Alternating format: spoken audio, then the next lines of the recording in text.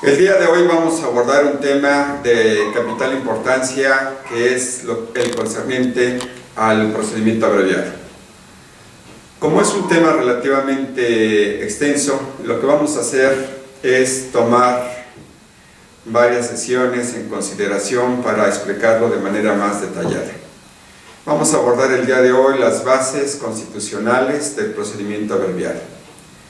Cuando se lleva a cabo la reforma constitucional de la instauración del sistema que se ha dado en llamar Sistema Procesal Penal Acusatorio en el año 2008 y se publica el 18 de junio del propio año, tenemos que los antecedentes que fueron involucrados para llevar a cabo tal reforma constitucional querían, sobre todo por lo que hace a las bases constitucionales del procedimiento abreviado, que éste se asimilara un tanto a aquel procedimiento norteamericano, es decir, propio de los sistemas anglosajones, en relación a que el acuerdo, la justicia negociada o la aceptación de responsabilidad por algún imputado en relación a la aceptación de los hechos que se llevara a cabo allá obviamente ante la policía o ante la fiscalía, y aquí en México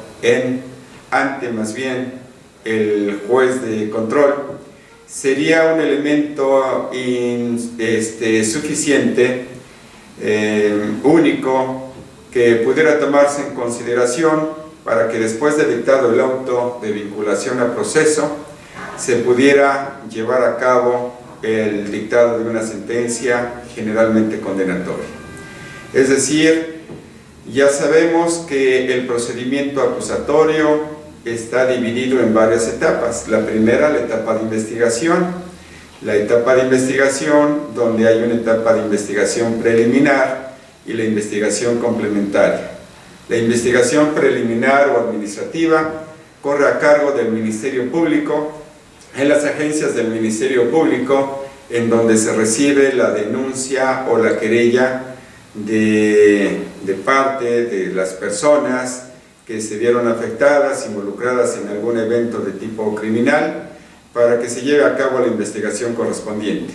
Lo que debe hacer el Ministerio Público, como ya sabemos, en esta etapa preliminar de investigación, es recabar los datos de prueba pertinentes para acreditar los elementos esenciales o de fondo que ahora tenemos, los antiguos como del sistema tradicional, como ya sabemos, fueron desplazados, son el cuerpo del delito y la probable responsabilidad. En este sistema procesal penal acusatorio, lo que se trata de investigar ahora de forma inicial como base para el ejercicio de la promoción de la acción es que se acredite, conforme a los artículos 16 y 19 constitucional, que se ha llevado a cabo un hecho señalado por la ley como delito y que existe además la probabilidad de que el inculpado lo cometió o participó en su comisión. Estas son las bases esenciales para llevar a cabo el inicio de la promoción de la acción, es decir, con base en la denuncia, con base en la querella, con base en la noticia criminis que se lleva ante el Ministerio Público. El agente del Ministerio Público tiene que analizar el contenido de esa investigación, de esa querella, para que conforme al relato que contiene la denuncia o la querella, determine qué datos de prueba son relevantes para acreditar el hecho señalado por la ley como delito de que se trate, digamos un fraude, un delito de robo, un delito de homicidio, un delito de lesiones, etc. Pero lo importante aquí es que va a hacerse a llegar los elementos de comisión necesarios, suficientes para acreditar el hecho señalado por la ley como delito. Pero además, también como reiteramos, van a servirle los datos de prueba para acreditar la probabilidad de que determinada persona o determinados sujetos han intervenido en la comisión de ese hecho señalado por la ley como delito o bien han participado en el mismo. Para los efectos preliminares y para abordar adecuadamente el procedimiento abreviado, considero necesario establecer qué debemos entender por hecho señalado por la ley como delito. Miren ustedes, desde que surge la reforma y se publica en el año 2008, el 18 de junio, se llevaron a cabo la organización de varios foros jurídicos. Tuve la suerte, tuve la fortuna de ser invitado a varios de ellos para interpretar lo que el constituyente permanente quiso manifestar con esas expresiones, hecho señalado por la ley como delito, que venía a sustituir a aquella antigua expresión de cuerpo del delito. ¿Y qué significaba, por lo tanto, también ahora lo de que existiera la probabilidad de que una persona lo hubiera cometido ese hecho señalado por la ley como delito o participado en su comisión? Pues bien, en esa serie de foros lo que establecimos, porque no había ley secundaria, no había ley reglamentaria, lo que establecimos en su momento, dirigiéndonos al foro, constituido por abogados postulantes, por alumnos de universidades, por destacados agentes del Ministerio Público, servidores públicos de la Administración de Justicia, etc. Lo que señalamos en ese momento, dirigiendo una pregunta abierta, señalamos lo siguiente, les preguntamos: ¿qué debemos entender por hecho señalado por la ley como delito? Y bueno, hubo varias opiniones, unas en el sentido de que pues por hecho señalado por la ley como delito teníamos que entender la existencia de un delito. Otros decían, no, bueno, pues tendría que ser una situación más compacta, pudiera ser un hecho típico, que a mí me pareció una acertada contestación. El problema que yo les manifestaba y les indicaba en ese momento al auditorio es esa inquietud de decirles, bueno, si consideramos que se trata de un hecho típico, pues tendríamos que establecer cuál es el contenido de la tipicidad correspondiente a la que nos estamos refiriendo. Porque desde el punto de vista científico, la evolución que ha tenido la teoría jurídica del delito, pues ha sido extensa, ha sido vasta, y entonces me dediqué a señalar los grandes bloques que podemos distinguir, sin considerar las situaciones eclépticas, ¿verdad?, que se pudieran también considerar. Y al señalar estos grandes bloques determiné lo siguiente, decíamos, pues vamos a considerar uno de esos bloques iniciales de la teoría jurídica del delito, llamándole sistema causal naturalista, como lo hacen los autores obviamente, o sistema clásico del delito. Otro bloque en evolución ascendente es sistema causal valorativo o sistema neoclásico del delito. Otro gran bloque sería la concepción finalista del delito.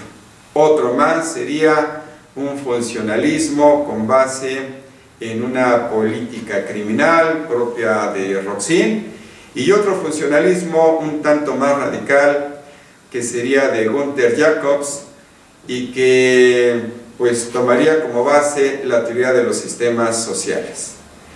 Si nosotros analizamos de manera detenida cuál es el contenido que se le da a la tipicidad en cada uno de estos grandes bloques que he destacado, nos vamos a dar cuenta que obviamente al inicio es menos extenso, menos complicado, pero al final sí ya es más difícil la comprensión, de tal manera que en ese momento se me vino a la mente una reforma que tuvimos en su tiempo, me parece que en el año de 1993-94, cuando también se quiso sustituir la expresión y el contenido del cuerpo del delito por elementos del tipo penal.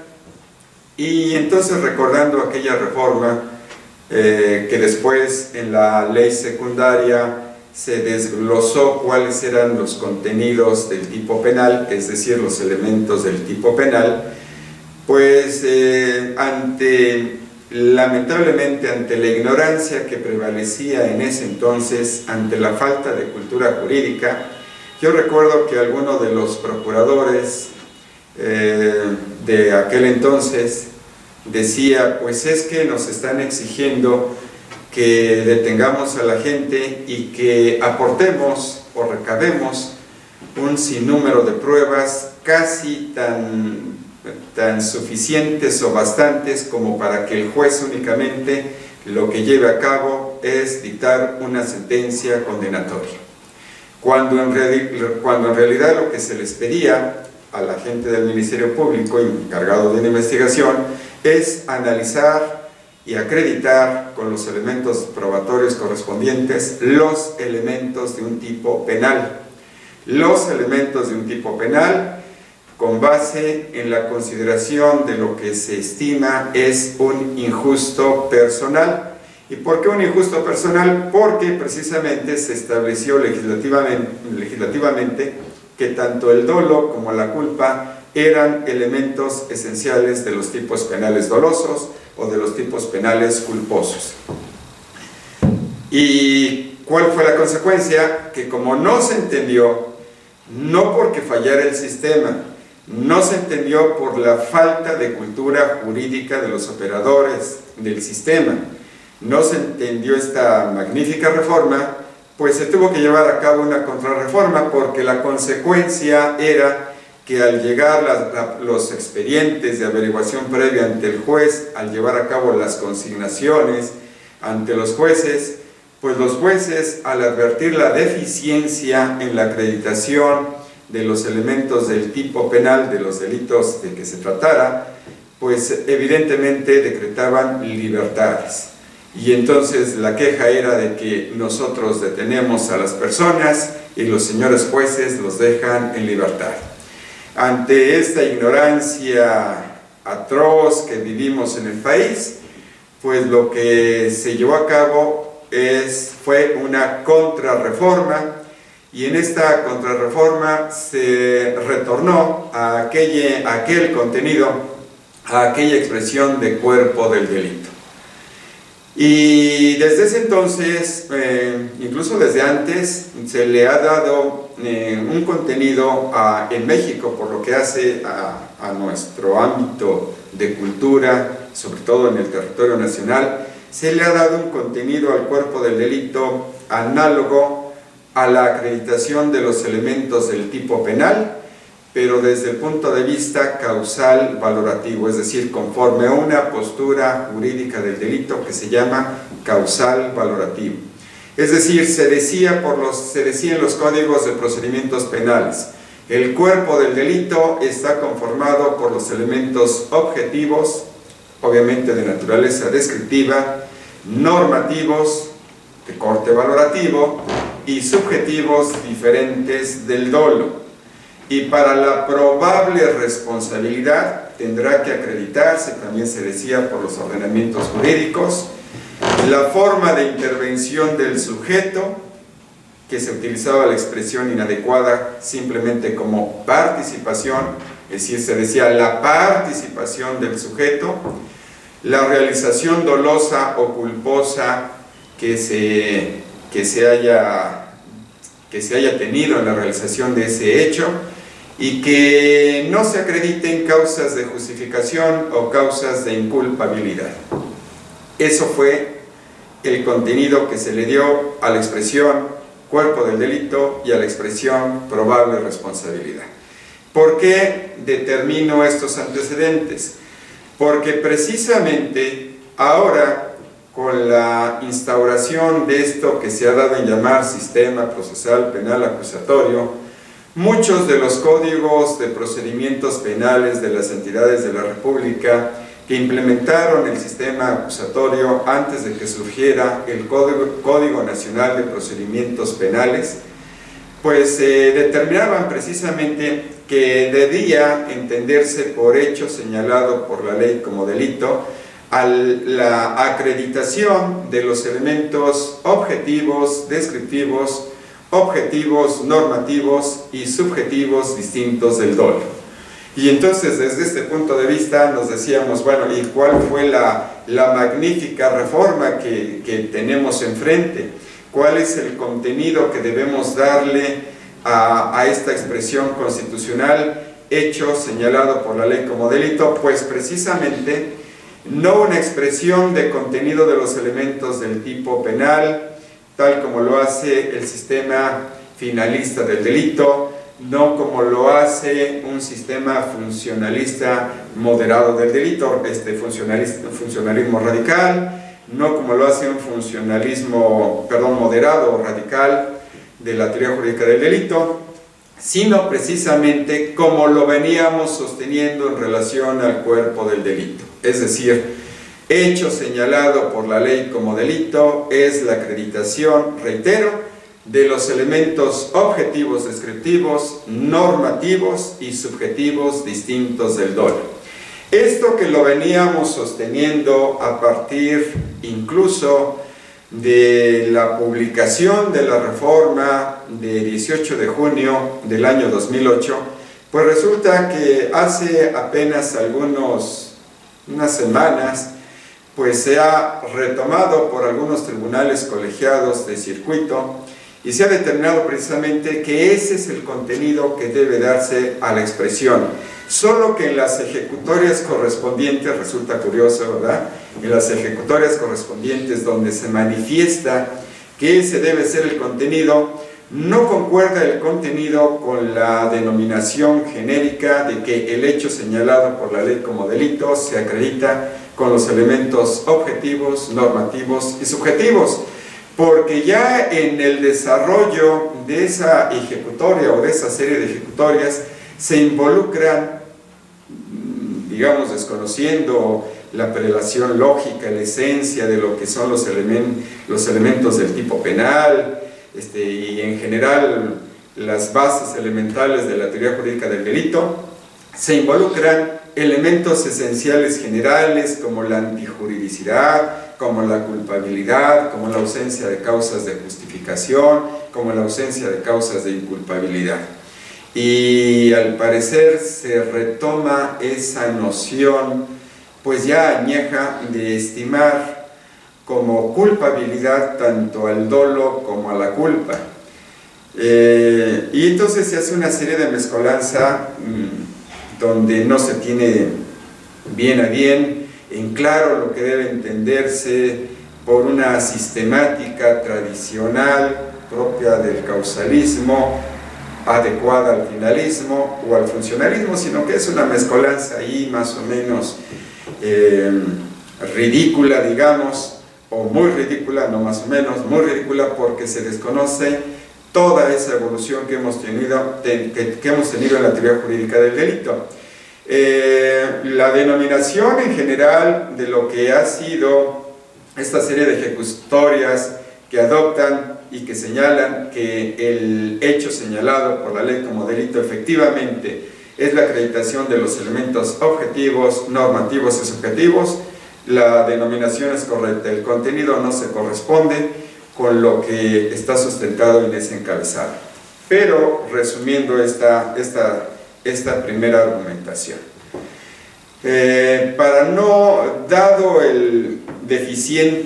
la deficiente cultura de los operadores jurídicos del nuevo sistema y del antiguo sistema, pues no podemos considerar como hecho señalado por la ley como delito un contenido típico, ni siquiera propio del sistema finalista del delito de los años 1928-1930. Mucho menos pues un contenido típico de lo que es un funcionalismo. Debemos pues más o menos entonces contentarnos con que por lo menos los operadores jurídicos conozcan que el hecho señalado por la ley como delito pues precisamente es el contenido de los elementos del tipo penal propio de los sistemas causales valorativos. Causales valorativos que tienen su inicio más o menos por la década de 1907 a 1920-25, un desarrollo más o menos pleno, y que pues a estas alturas del desarrollo científico, ante las décadas que han transcurrido desde ese entonces, pues resulta curioso que retomemos ámbitos valorativos pues casi de un siglo de existencia, o a veces de una antigüedad mayor a un siglo de existencia. Ahora bien, ese es el primer contenido, elemento esencial o básico o de fondo que debe tomar en consideración el agente del Ministerio Público en la etapa de investigación preliminar o administrativa. Y el otro contenido, como lo establece la propia Constitución, es que de los datos de prueba se establezca la probabilidad de que esa persona o una serie de personas lo hayan llevado a cabo, el hecho señalado por la ley como delito, o bien hayan participado en su comisión.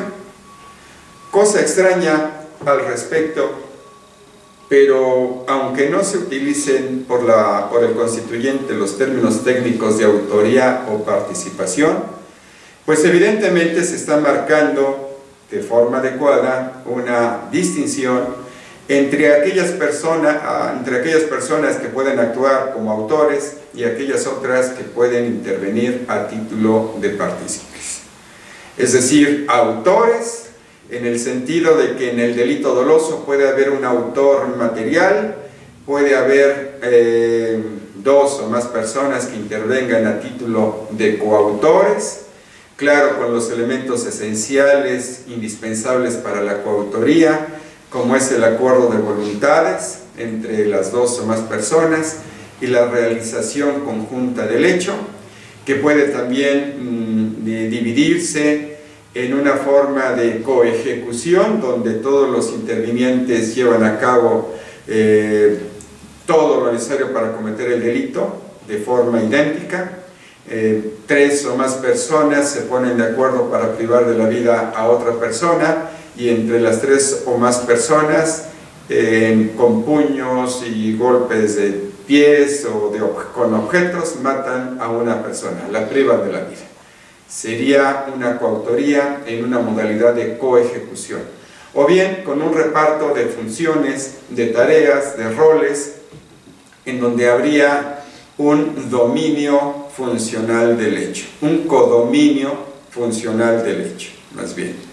Una división de tareas, una división de funciones, donde se le va a asignar a cada una de esas personas una determinada tarea, un determinado rol necesario de forma íntegra para el logro de la empresa criminal, como diría en una feliz expresión el autor Klaus Roxin. O bien como autor mediato, en el sentido de que una persona de manera dolosa, ¿verdad?, aprovecha a otra como instrumento de su voluntad, la utiliza como instrumento de su voluntad, teniendo el dominio de la acción de aquella otra persona que va a ser un simple instrumento, y haciendo que esa persona que es un simple instrumento sea la que materialmente cometa el delito, ejecute el delito. La regla que se establece en la doctrina es que la persona que es un simple instrumento generalmente no es responsable, salvo la excepción, salvo de que esta persona haya actuado de manera culposa.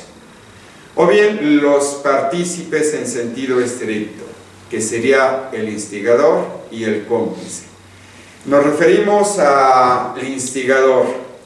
El instigador como la persona que de manera dolosa lleva a cabo la determinación de otra persona para que ejecute un delito doloso. Determina, instiga a otra persona, la convence, influye sobre su voluntad para que esta otra persona, que puede ser un autor material, que pueden ser dos o más personas que van a intervenir a título de coautores, que pudiera ser una persona que a su vez va a utilizar a otra como instrumento de su voluntad, es decir, a un autor mediato, las convenza para que cometan el delito, para que cometan obviamente un delito doloso. Nosotros preferimos utilizar la palabra, el término instigador o determinador y no la expresión añeja, antigua, que lo identificaba como autor intelectual. ¿Y por qué utilizamos la expresión instigador o determinador? Porque precisamente la palabra o los términos autor intelectual se remontan a aquellas teorías unitarias de autor. Teorías unitarias de autor que, pues en una de sus vertientes, tomaba como base lo que conocemos como teoría de la equivalencia de las condiciones. La teoría de la equivalencia de las condiciones establecía que el conjunto de las condiciones eran las que iban a producir el resultado, pues obviamente prohibido por la ley y aplicado en materia penal. Pero resulta que si nosotros tomamos en cuenta la teoría de la equivalencia de las condiciones, como en ese entonces se hizo, para adaptarla a las personas que intervienen en la comisión de un delito, pues diríamos que con base en esta postura, en esta teoría de la equivalencia de las condiciones, todos aquellos que intervienen colocando una condición para la producción del resultado son autores, siendo que la condición que pongan o propongan estas personas para que se produzca el resultado puede ser de carácter físico o de carácter intelectual. Y de ahí surgió precisamente de que todos eran autores, porque la condición que ponían para la producción del resultado era relevante para el mismo, y unos eran autores físicos y unos eran autores materiales. Desde entonces se habla de autores en consecuencia intelectuales, aquellos que colocaron una condición de carácter intelectual o mental o de alguna forma idearon ese hecho, autores intelectuales. Pero cuando ya se establece una división científica más apegada a otras tendencias actuales de la moderna dogmática del derecho penal, se establece que una cosa son los autores y otra cosa son los partícipes. Que los autores son aquellos que tienen el dominio del hecho. Los partícipes solo favorecen un hecho que les es ajeno. Solamente lo fomentan, favorecen, pero no tienen el dominio del hecho. Y en consecuencia, si el instigador, antiguamente autor intelectual, indebidamente llamarlo, porque ni es autor, ¿verdad? Los autores son los tres que hemos mencionado, autor material, coautor y autor mediato, y si es un partícipe en sentido estricto, pues hay que llamarle instigador o determinador y dejar aquella expresión añeja, antigua, de autor intelectual. Esa es la razón por la que tomamos la nueva semántica, la nueva denominación que consideramos más adecuada. Los partícipes en consecuencia serían, como he señalado, el instigador y el cómplice. Por lo que hace al cómplice, consideramos, y así lo ha establecido la ciencia jurídica, que es la persona que dolosamente presta una ayuda o cooperación al autor de un hecho doloso. En consecuencia, cuando la Constitución y la ley secundaria hablan de que exista la probabilidad de que el inculpado intervino como autor o como partícipe, tenemos que llevar a cabo la distinción, la diferencia de la forma de intervención concreta que se ha presentado en el caso que se esté analizando. Obviamente, si estamos en presencia de un delito culposo, no podemos hablar en el delito culposo sí de autor, pero no de coautoría, no de autoría mediata, no de instigación y no de complicidad. El autor de un delito culposo es la persona que vulnera deberes de cuidado, es decir, que infringe normas de cuidado que dan como resultado la lesión a los bienes jurídicamente protegidos, penalmente protegidos. La esencia del delito culposo es la infracción a las normas de cuidado.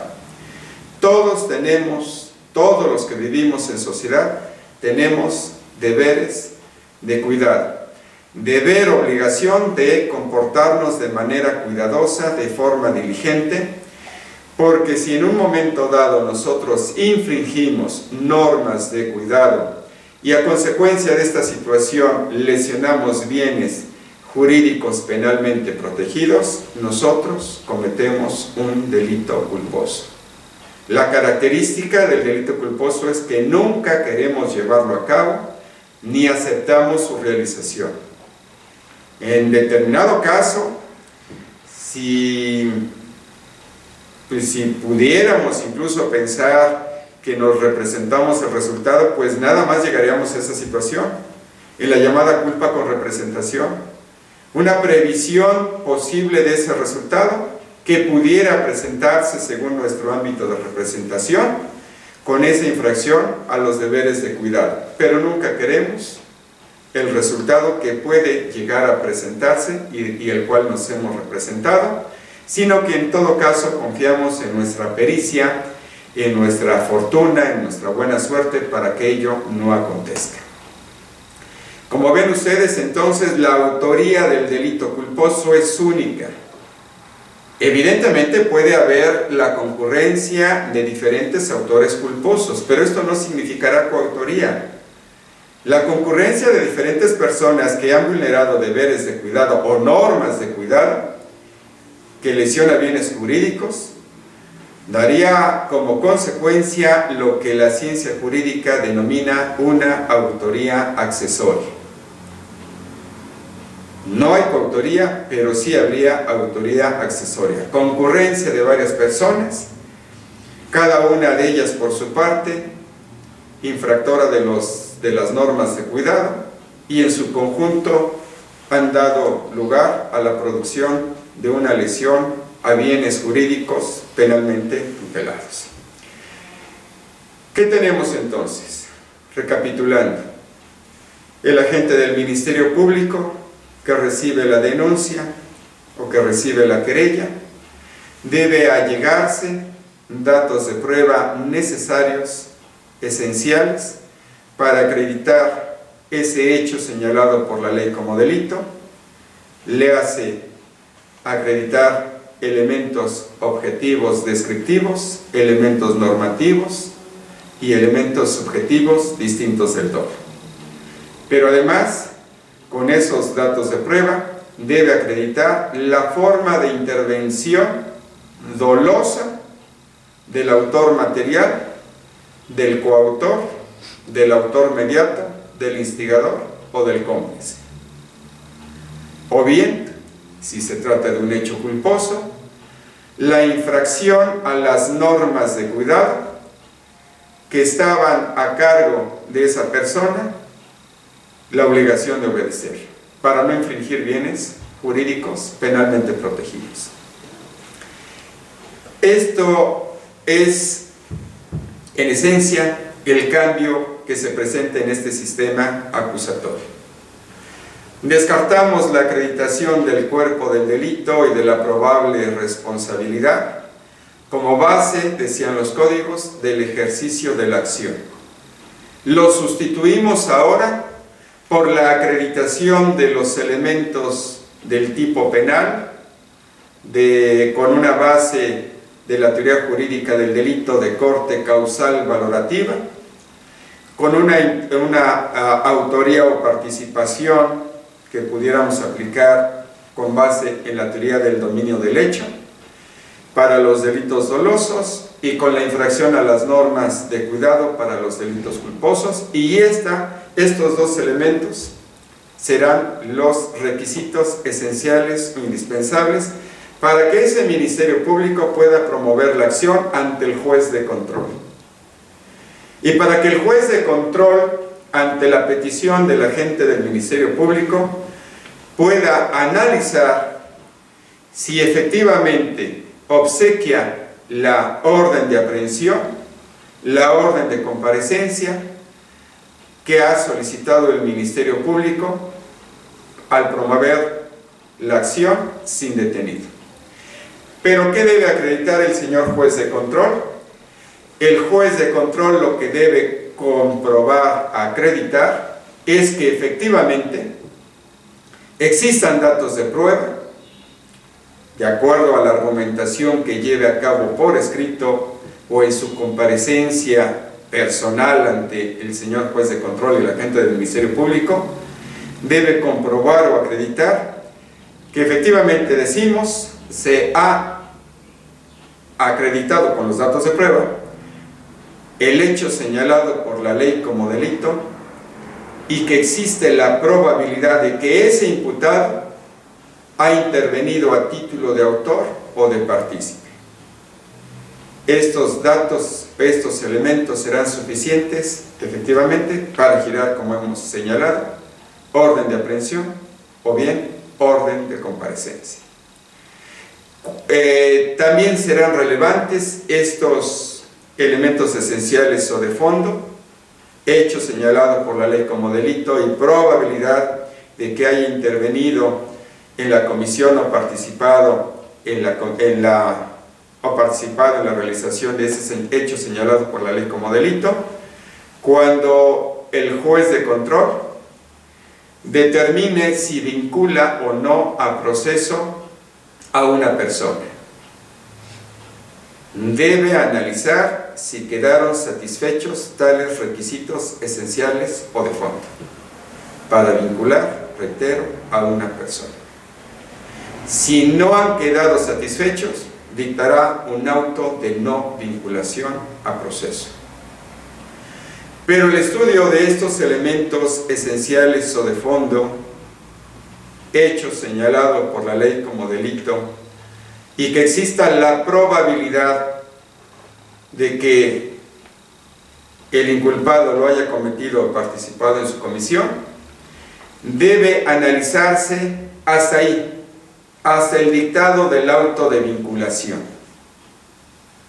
Es un absurdo lo que acontece con los señores agentes del Ministerio Público cuando formulan en su escrito, plasman en su escrito la acusación, ya sea en procedimiento abreviado o ya sea en la etapa intermedia en procedimiento ordinario. Porque esos agentes del Ministerio Público insisten en acreditar un hecho señalado por la ley como delito, siendo que se acusa a una persona de haber cometido un delito. En consecuencia, la acusación que se lleve a cabo por el agente del Ministerio Público debe tomar en consideración no un hecho señalado por la ley como delito, porque ese hecho señalado por la ley como delito es exclusivamente la acreditación de los elementos del tipo penal conforme a una vertiente jurídica añeja, sistema causal valorativo. Es decir, estaría acusando y considerando como delito algo que no es delito.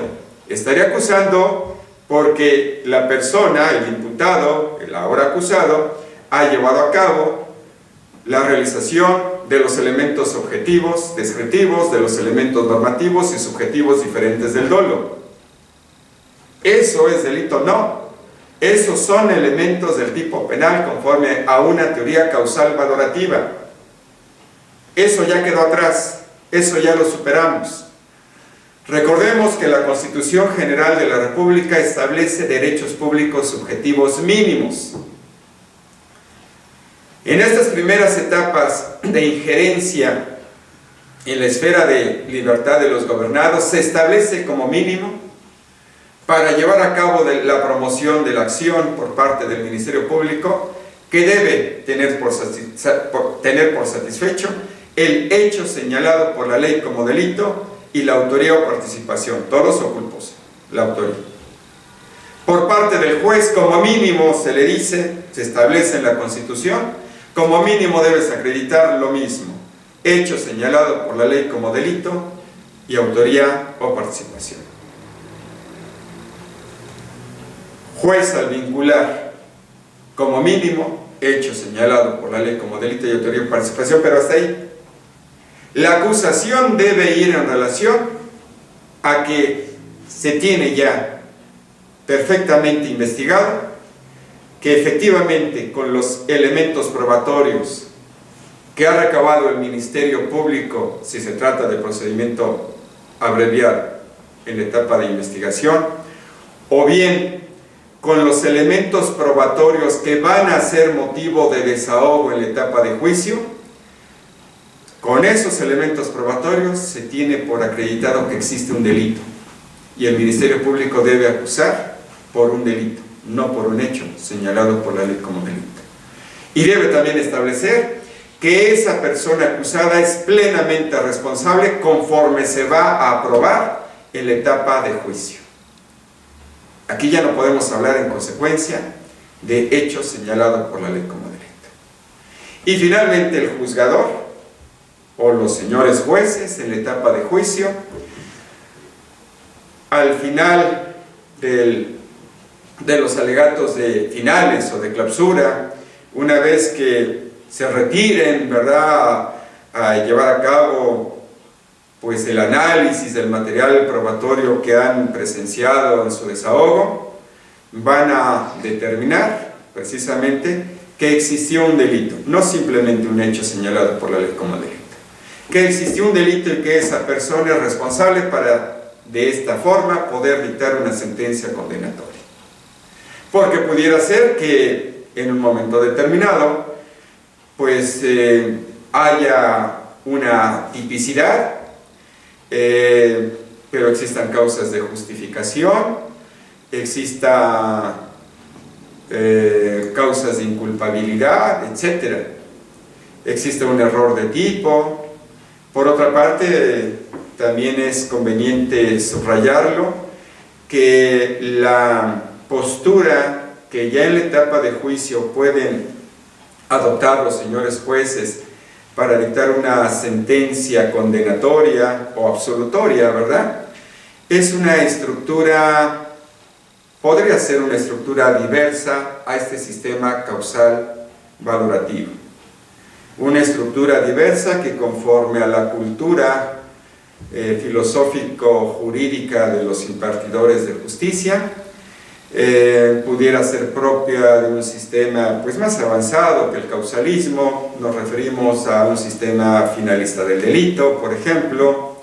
Pudiera ser un sistema funcionalista, moderado, radical, pero desechar esas posturas causalistas ya en estas últimas etapas y determinar si conforme a los modernos postulados científicos de la teoría jurídica del delito existe el mismo o se excluye. Hay un aspecto negativo del mismo, o bien se dan aspectos procesales, ¿verdad?, aspectos de prescripción, de cosa juzgada, litispendencia. Claro, en caso de que se llegara a acreditar hasta estos extremos, pudiera ser antes,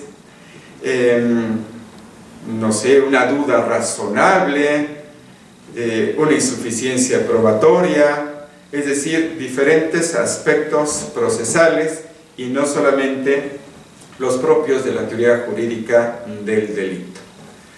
En consecuencia, pues vean ustedes la relevancia que reviste analizar el contenido de los elementos esenciales o de fondo.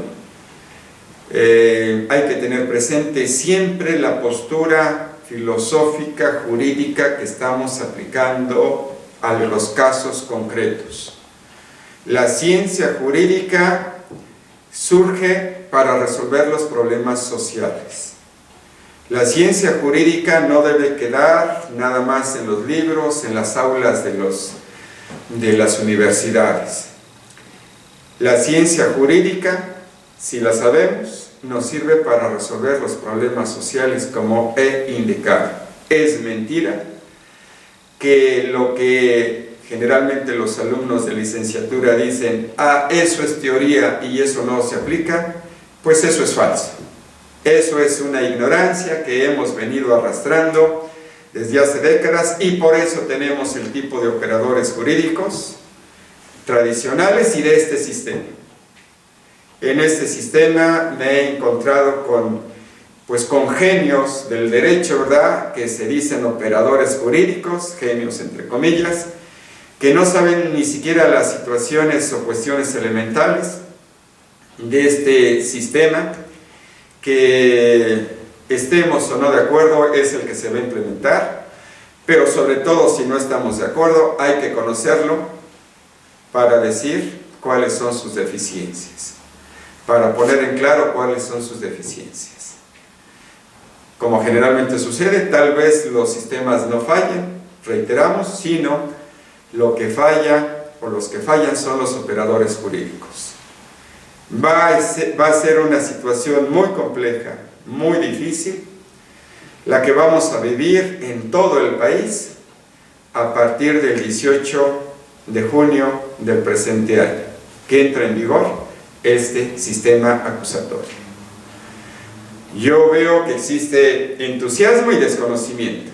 Entusiasmo por parte de quienes presiden varias organizaciones civiles involucrados en el sistema de procuración y administración de justicia por la implementación de este sistema acusatorio. Entusiasmo por parte de algunas autoridades, pero yo veo mucha ignorancia. Yo advierto mucha ignorancia. Yo advierto que no conocen la realidad jurídica, que no conocen el sistema, que no conocen las fallas de este sistema acusatorio, llamado acusatorio, que están sin saber el grado de adaptación y asimilación por parte de los operadores jurídicos, donde el primer eslabón que tenemos es la policía, y la policía en todo el país no sabe investigar. Desde el momento en que nos exhiben, incluso a través de los medios masivos de comunicación, que no se respetan los lugares donde se ha cometido un delito, que se manipula de forma inadecuada los instrumentos, objetos o productos relacionados con un delito, de que se le da acceso a muchas personas de los medios de comunicación para difundir a la población estas supuestas grandes notas, y no se resguardan los lugares donde se ha cometido un hecho, donde no se cumple con la cadena de custodia, donde no se cumple con nada de protocolos. Entonces pues decimos, pues no cumple nadie con su papel. Y las primeras audiencias que hemos tenido la oportunidad de presenciar conforme se van implementando las audiencias en el sistema acusatorio, resulta pues que es una ópera bufa, que nadie sabe su papel, que todos están mirando hacia las cámaras, ¿verdad?, que todos se están peinando por si salen bien o si salen mal o si ya se despeinaron, tanto el juez, el Ministerio Público y la defensa, pero nadie sabe su papel, nadie asume su rol. Total desconocimiento de la actuación en una audiencia. Lo más grave que me ha tocado percibir es que en otros lugares los señores jueces, me refiero a los señores jueces de control, tienen su computadora, su ordenador, como también se le llama, tienen su apuntador, tienen copia de la carpeta de investigación, así como si estuviéramos en el sistema tradicional, donde previamente ya conocen, ¿verdad?, cuáles son los hechos, y donde abiertamente se violan varios principios, sobre todo el principio de objetividad judicial, donde el juzgador debe llegar sin prejuicio alguno, sin conocimiento alguno en relación a los hechos. Y aquí hay una vulneración de esa serie de principios. Aquí ese señor juez ya tuvo conocimiento previo de los hechos. Aquí ese señor juez ya tiene sus formatos en su computadora y existe un apuntador donde otra persona fuera de la sala de audiencias le está indicando: oiga, su señoría, tal vez me imagino que le ha de llamar su señoría le faltó preguntar, le faltó decir tal o cual cosa. Pues esta es una simulación donde los agentes del Ministerio Público toman sus promociones, cogen sus promociones y comienzan a leer. Donde la defensa hace lo propio, comienza a leer. Y entonces, sistema acusatorio oral o sistema acusatorio de lectura. Jueces, algunos, no todos, jueces que no saben, volvemos al expediente, pues no que lo queremos erradicar. Y ahora resulta, como dicen muchos colegas, que nos vendieron la idea del sistema procesal penal acusatorio y lo siguen difundiendo por los medios masivos de comunicación, de que a partir del 18 de junio del año 2016 todos los juicios se van a someter, o todas las controversias penales se van a someter a audiencias de juicio oral. ¿Y qué resulta? Que después nos encontramos con que el 80% de los conflictos de rango penal o de carácter penal se espera que no lleguen a juicio, porque ningún Estado es capaz de procesar en juicio la cantidad de asuntos de materia penal que tenemos. Y decimos, ¿no que todo se iba a someter a juicio? ¿No que todo iba a ser juicio oral? Ah, no, pero hay soluciones alternas al proceso, salidas alternas. Y mejor que el 80% se someta a las salidas alternas. Acuerdo reparatorio, suspensión condicional del proceso, principio de oportunidad, lo que vamos a analizar en diferentes sesiones, procedimiento abreviado, ¿verdad? Mecanismos de justicia restaurativa, mediación, conciliación, arbitraje. Pero esto no lo ofreció los apologistas de este sistema. Nos dijeron que todo se iba a someter a proceso judicial, de corte acusatorio, oral, sin que estuviera prejuiciado el señor juez, sin que tuviera una actuación, donde la población o cualquier persona pudiera estar presente, que también es un gran problema, lo relativo a los principios de publicidad y control supuestamente que la población lleve a cabo de la resolución de casos, porque si los abogados no nos ponemos de acuerdo en relación al sentido en que debe resolverse un caso, imagínense ustedes a la población, a las personas que no conocen derecho, a las personas que adviertan que hay una videograbación y un señor juez respetable, como casi todos son, honorable, diga, señores, no hay delito. Y no hay delito porque hay una cuestión técnica jurídica que no nos permite afirmar que es delito. ¿Y qué va a decir la población? ¿Y qué van a decir los señores que leen noticias ahí en los medios masivos de comunicación? Por un tecnicismo se está liberando a tal persona o a esta serie de personas. Y vean ustedes, incluso hay una videograbación. Sí, señores, pero esto es ciencia jurídica. Jurídicamente no se dio esto, o hay un aspecto negativo del delito. Eso es jurídico, esto es ciencia jurídica. Tecnicismo sí, porque el derecho es técnico, científico. No estamos en una plaza pública. Esto es ciencia jurídica. Por eso se exige que los operadores jurídicos, los operadores del derecho, conozcan ciencia jurídica. No los tenemos en la cantidad que deseamos. Ese es el problema al que nos vamos a enfrentar. Ese es el problema grave. ¿Qué es lo que va a suceder? Digo, independientemente de que sigamos con estas cápsulas cotidianamente. ¿Qué es lo que va a suceder? Pues lo que va a suceder en unos 3, 4 años, tal vez menos, tal vez 5 años, lo que va a acontecer es que ante la caída estrepitosa de esto que es el sistema acusatorio, va a llevarse una contrarreforma a cabo y no se va a desechar de todo este sistema, sino que va a haber una especie de mezcolanza con este sistema tradicional.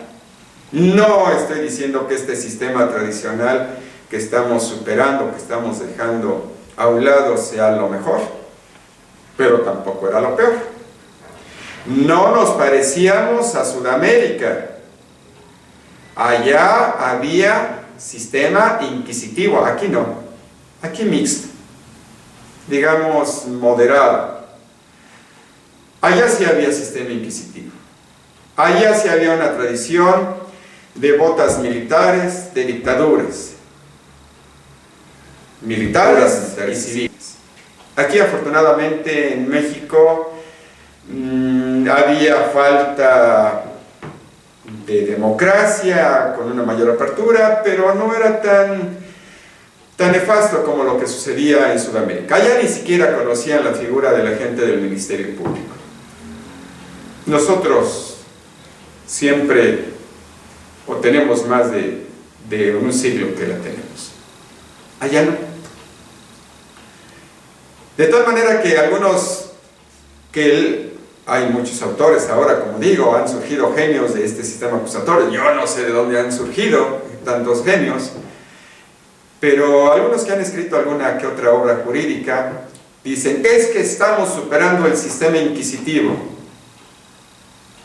porque vienen y copian, o van y copian, también los prólogos, las introducciones de aquellas obras jurídicas de autores chilenos, colombianos, argentinos, ecuatorianos, etc. Van y las copias, y ahí dicen, sí, estamos superando un sistema acusatorio, sí, pero allá, aquí no. Entonces no es cuestión de copiar, es cuestión de pensar, es cuestión de estudiar, y es cuestión de saber qué hacemos. Lamentablemente, tal vez este sistema acusatorio no sea el que falle, pero sí los operadores jurídicos. Y al fallar los operadores jurídicos, hay que llevar a cabo ajustes al sistema, no para que se adapte el operador jurídico al sistema que debiera ser, sino para que el sistema se adapte al operador jurídico, lo cual sí es muy ridículo y criticable. Yo creo que por hoy terminamos estos breves comentarios y les indico a ustedes que vamos a llevar a cabo una serie de grabaciones tendientes a analizar diferentes puntos del sistema acusatorio.